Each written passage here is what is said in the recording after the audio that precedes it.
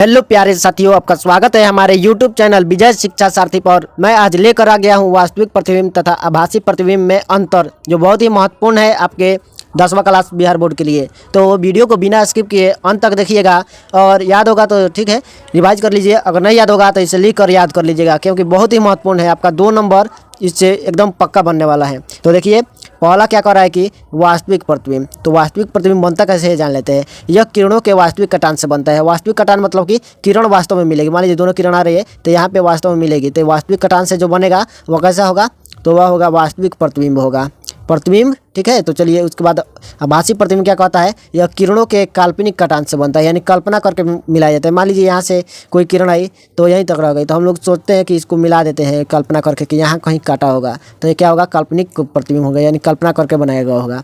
उसके बाद है काल्पनिक प्रतिबिंब जो होता है वह हमेशा सीधा होता है। काल्पनिक प्रतिबिंब को ही आभासी प्रतिबिंब कहा जाता है, तो यह हमेशा सीधा होता है। लेकिन जो वास्तविक प्रतिबिंब होता है यह हमेशा इन्वर्टेड मतलब उल्टा होता है। कैसा होता है, उल्टा होता है। मान लीजिए इसमें बिंब रखा गया है इस तरह, तो वास्तविक प्रतिबिंब जो बनेगा वो हमेशा इसके उल्टा बनेगा। लेकिन आभासी प्रतिबिंब जो बनने वाला है, मान लीजिए इस तरह वस्तु रख दिए हैं तो इसी तरह इसका बिंब बनेगा, यानी प्रतिबिंब बनेगा। बिंब अगर इस तरह है तो प्रतिबिंब भी इसी तरह बनने वाला है। तो इतना एकदम बढ़िया से समझा रहे हैं, आपको एकदम समझ में आ रहा होगा। उसके बाद है इस प्रतिबिंब को पर्दे पर उतारा जा सकता है, यानी जो वास्तविक प्रतिबिंब है उसको पर्दे पर, मान लीजिए यहाँ पे पर्दा लगा देते हैं, यहाँ पे पर्दा लगा देते हैं तो इसको उतारा जा सकता है, पर्दा पर दिखाई देगा। लेकिन वास्तविक प्रतिबिंब है यह दिखाई नहीं देगा। क्यों? क्योंकि इसको कल्पना करके मिलाए हैं कि कहाँ मिलेगा कहाँ नहीं, तो पर्दे पर कहाँ मालूम चलेगा कहाँ मिलने वाला है।